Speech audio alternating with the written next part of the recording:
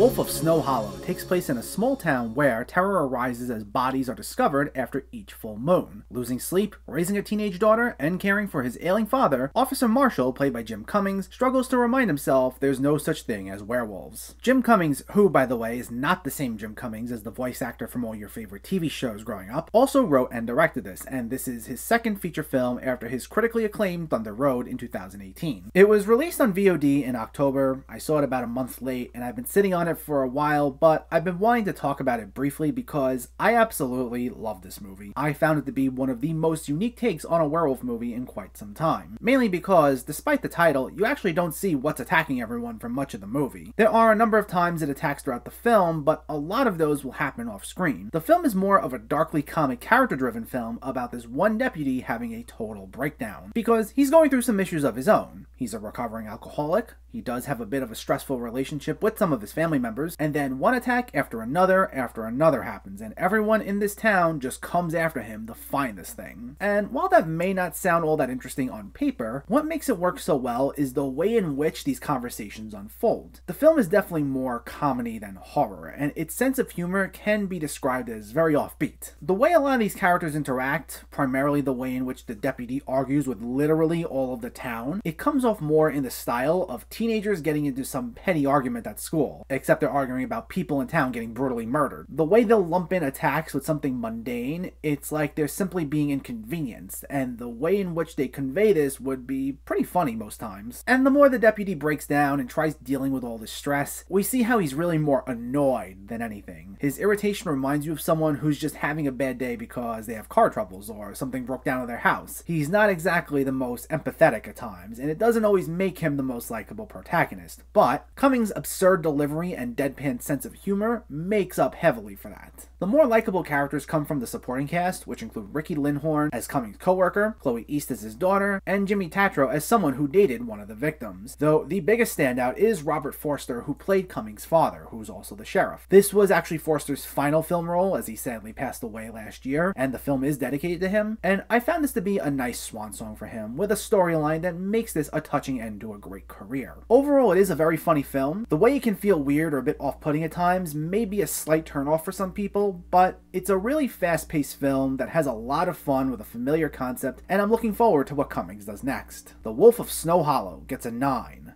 out of 10.